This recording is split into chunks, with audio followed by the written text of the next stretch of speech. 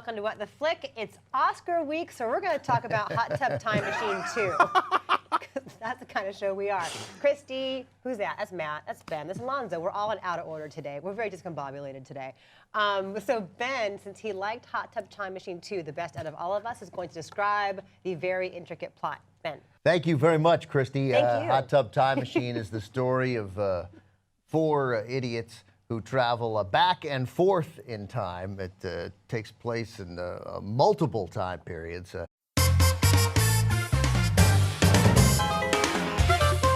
you said 4 idiots traveling back and forth. You're right. Through time. It's and really. I think, God, this can be twice as good as Bill and Ted. Yeah, right. It's also really just kind of. Oh no, I guess it is all 4 idiots. And I think the great news about this movie is that Grown Ups 2 is off the hook as the dumbest sequel of the 21st Oh, century. no. Because I saw both of them this week, by the way. I saw Grown Ups 2 again at Cinefamily because the Worst Idea of All Time podcast out of New Zealand came to LA to shoot their last episode, and they've been watching it once a week for a year. Oh my God. I know, really, it's crazy talk. Anyway, but So you're going to maintain the Grown Ups 2? Grown Ups 2 is still worse. This movie is a piece of shit, don't get me wrong. I love that we can have an argument because I definitely think this is worse. I think, I agree, this is wait a minute, worse. I think Dumb and Dumber 2 has both of these beats. No. Look, they're How all... would you know? You left. You don't know what happened at the end. Yeah. Anything could have happened there. And I don't care.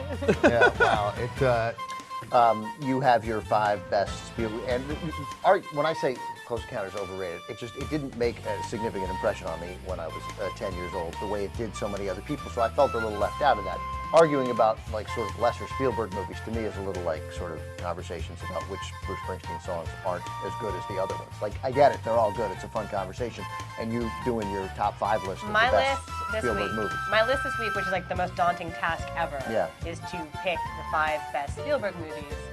And again, we were talking about this earlier, like what do you leave out? I am probably going to end up leaving out Saving Private Ryan. Seriously, I know. Bye. It's been really fun. Thanks for playing. No, but it's really hard. Like, what do you leave out? Do you leave out Schindler's List? Don't do you leave out E.T.? Saving Private Ryan. Maybe you have to make it 6. Yeah, maybe. I mean, I want to put Minority Report in there somewhere. That's not going to be. Why don't you in just there. put Shakespeare in Love in, like the Academy, like Aw. the Academy. Still bitter all these years Yeah, later. I'm better. It's the Should we do best war numbers? movie ever, or one of them. Sorry, I don't need to get off on that. Okay, so let's. Hello, everybody. Welcome to What the Flick. I'm Matt. That's Alonzo. That's Christy. How much wood would a wood shock shock if a wood shock could shock wood? I have no idea because I haven't seen the movie. They have, though. Nor should you. Whoa, That's the entirety just give it of away right at the top. All right, thanks, everybody. Bye. Okay, enlighten us as to why this is better. No, than I think it is. you're going to explain You're it. describing it. No. No, you're describing it. AD. Okay, I'll describe all right, fine. I'll describe it. I'll describe it. I didn't see it. All right. The Malavi sisters, who are better known as the fashion label Rodarte, make their directorial debut. It stars Kirsten Dunst, and it's about medical marijuana and assisted suicide and hallucinations and Sounds like a good weekend. things. Take a lok. This is how she is the whole time, and if you can persevere for an hour and a half of watching that, then good luck. Have fun with that. I thought it was stultifyingly dull.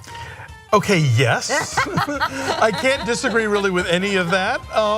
Cars and trucks, like it's very retro chic. Right, Yes. the guys all have this sort of hipstery hair and Yes. facial hair where it Shaggy could facial be hair. 1973 maybe, you know.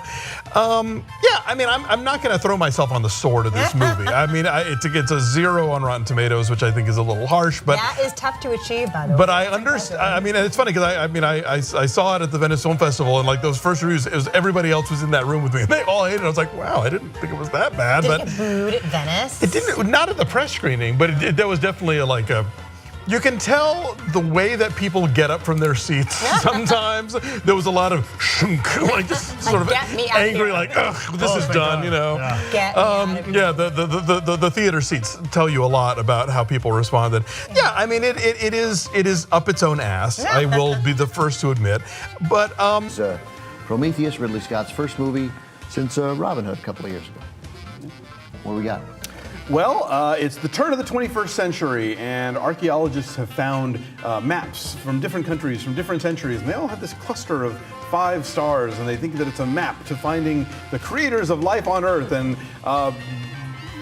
somewhat nefarious corporation funds a big expedition to find this planet, and then bad shit goes down.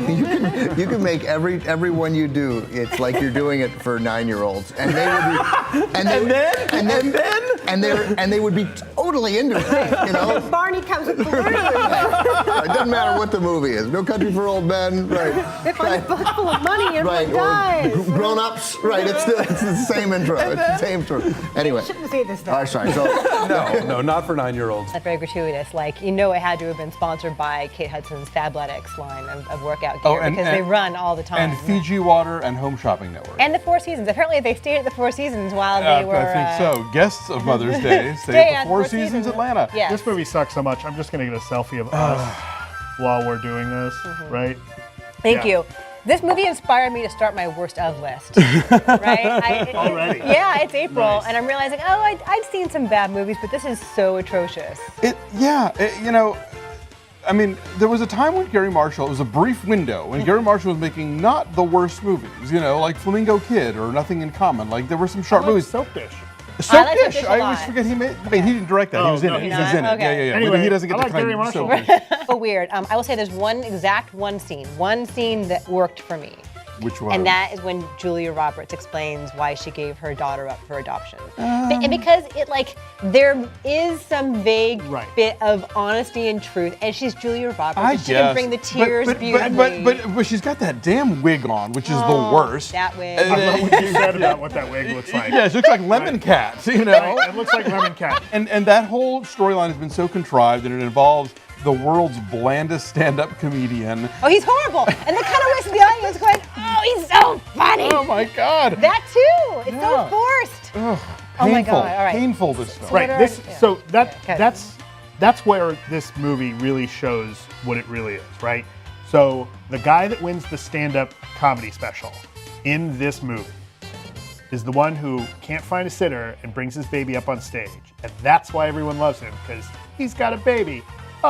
Like, that's supposed to be funny in itself. Like, they all Right. laugh because the baby's cute. Hello, welcome to this very intimate special edition of What the Flick. Just me and my cuddly friends here. Talking about Celeste and Jesse Forever.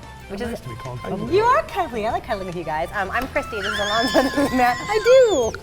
They sandwich me sometimes. It's nice. Get from Send both all sides. slash fiction to Christy Rivera.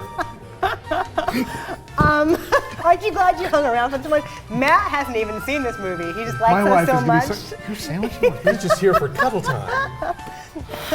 We're plushy and furry. So we're talking about a movie called Celeste and Jesse Something worse than- Forever. Please describe it to us. Grown-Ups 2, the most eagerly anticipated sequel of the summer because we all loved Grown-Ups. We anticipated the end. Yeah. We were all fighting with each other to see who gets to describe the plot because I got news for you. There is no plot. So, Christy, go ahead, give it a shot.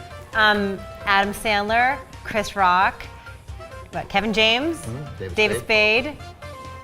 That's it. No, it's seriously. You turned to me at one point and you're like, is there even a plot to this thing? And I'm like, no, there is not. It's just them and fart jokes. Claudia Puig, our friend Claudia Puig at USA Today actually counted up all of the pee, fart, and poop jokes. That was probably more interesting than actually paying attention to the movie. Using your brain muscles, yeah.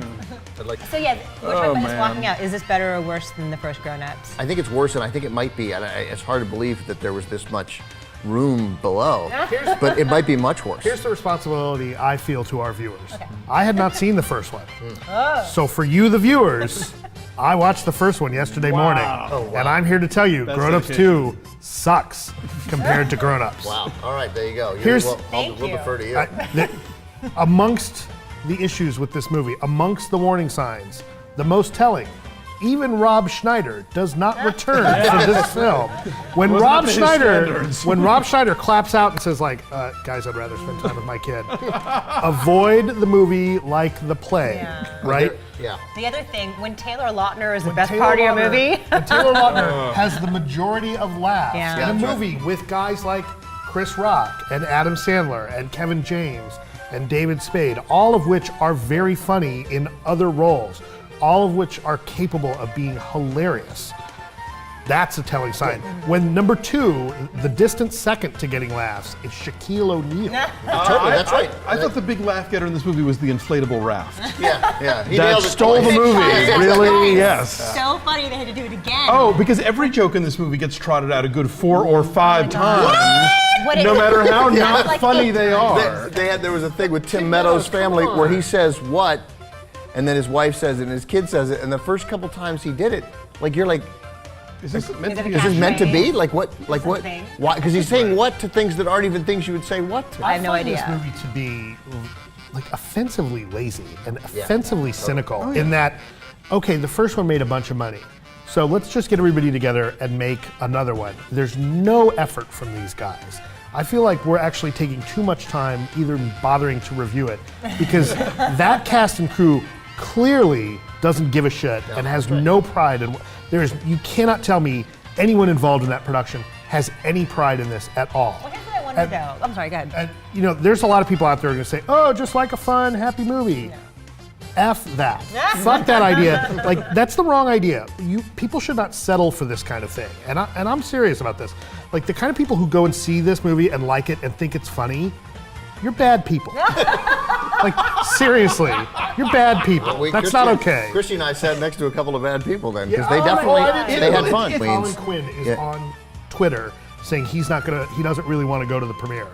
Is that right? Yeah. But I mean, Like- David Spade makes every sitcom he's in better. Yeah. You know, and Chris Rock I mentioned, and Adam Sandler is done such incredibly smart at times, clever stuff, especially. And then there's Maya Rudolph. Maya Rudolph. Rudolph. Right. I mean, He's married to Paul Thomas Anderson. Maria- She knows Maria- better. Selma Hayek, Maria Bello. You know, these This is are the kind of movie you look at and and say, then- these aren't credits, these are indictments. And then You think this stuff is funny? Or This is the I don't get genius it. of Adam Sandler. He gets Sony to give him like $70, $80 million to make these movies, which are awful and they can't cost anything to make because they're all very basic. They're all shot on some backlot somewhere. Then on top of it, you'll notice all the Kmart product placement in this movie. There was all that Royal Caribbean in Jack and Jill. So that's an extra who knows how many mil getting thrown in the bucket. So he is, I'm sure, making out like a bandit on these, and I'm sure he pays like Dennis Dugan, who directs all these shit heaps, a ton of money. has a cameo. Yeah, it has a cameo. Probably, coughs up lots of money to his bros and his buddies and his SNL people and fucking Nick Swardson, who is the least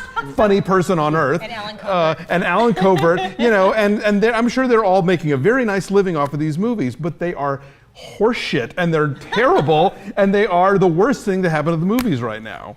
So what are our numbers? I think my number's too high. I think your number's too high too. You gave it a 1. Yeah, I'm changing my number.